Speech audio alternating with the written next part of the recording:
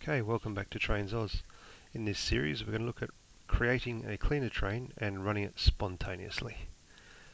So let's start. So I don't have a cleaner train, so I need to do the whole speed profile, which there's a whole separate video for, and I don't have a cleaner car configured, so we'll start with the car. We'll clean the car. You can change the picture to whatever you like. Give it a name of cleaner car.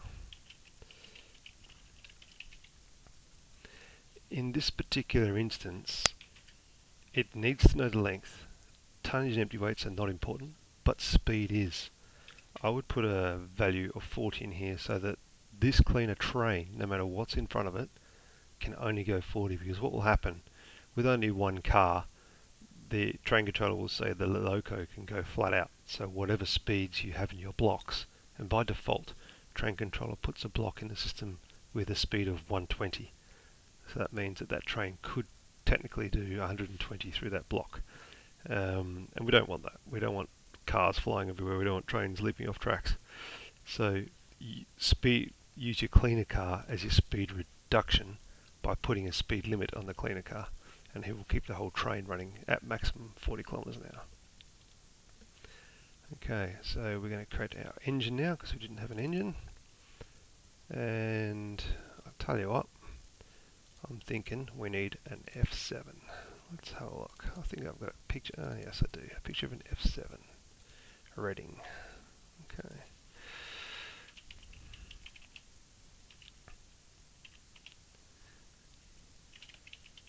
Now, I'm only using this in demo, so the rest of it doesn't really matter. Yes, you would have to do it as you would always. Put your decoder numbers in, etc., and you should have already speed profiled this loco. Now, we can go train set, change train set, second menu option down, and that will allow us to add our cleaning car to our train set. So he's now good to go as a train set.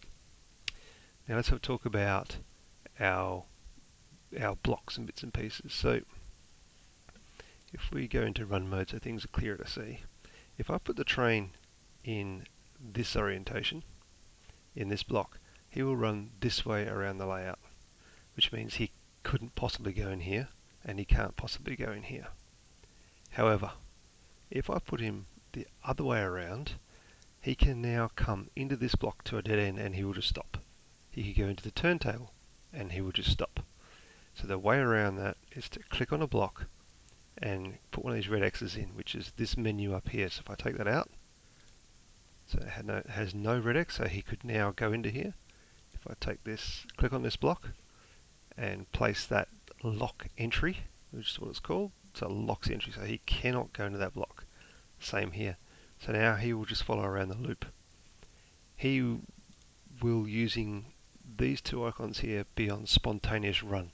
So I'm going to go, because he's facing right, spontaneous run to the right, so loco first. And he'll start off, so he'll book the next two blocks.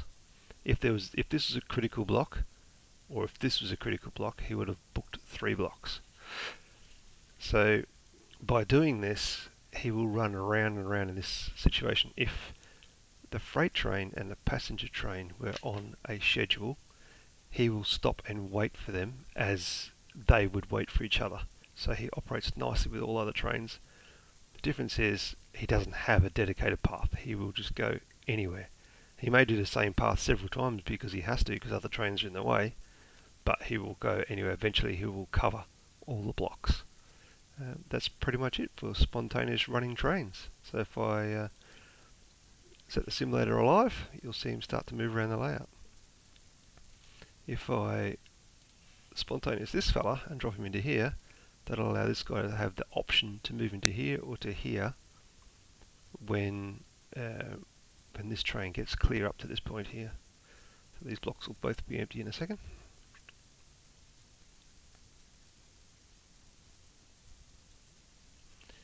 So now the cleaner train's moved into here. All 3 are in this top part of the layout.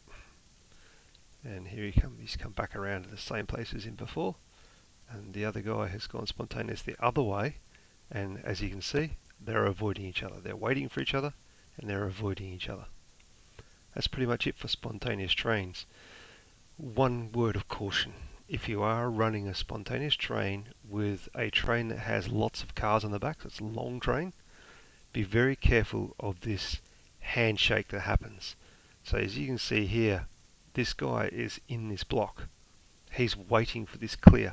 So as this train comes in, this block here is released. What we don't want is for the tail of this train to still be across this turnout when this guy says, actually, I can go. And so he takes off and turns that turnout underneath him. It happens, I've seen it happen, so the way around it is to increase the time on this block for its release. So it's occupied at the moment. When he releases that occupation, would be when the train drives off, but you have a momentum. So if I stop all of my trains for the moment and I go into, I'll just use Hidden Yard as an example. Actually, we'll use Main as an example. In our block editor, we have a block. Now, if we double click on that particular block, it has a memory. So what we can do is we can increase this memory to say 15 or 30 seconds, whatever you think is valid. And what will happen now is when a train passes through here and it shows up pink as in occupied, the physical current detector detects it, it will hold that occupation for a further 30 seconds once the current detector can no longer see any occupation there. So the train should have moved up, and for a further 30 seconds, train controller will see this block as still being occupied, so it won't allow another train to move in. Now that 30 seconds, what we're looking for is the time it takes a slow moving train to transition from this current block to this current block. So if this bit of path here is 20 centimeters, it's going to be quite quick. If that's a meter between there and there, it's going to be slow, and you're going to want a longer time on here. Otherwise, this train's going to barrel through the middle of your train. So that's pretty much the only precaution. When you start running long trains on schedules and things, they're the things that you've got to take a lot of focus on when it first happens. Anyway, that's it for spontaneous running. I hope you enjoy. All the best.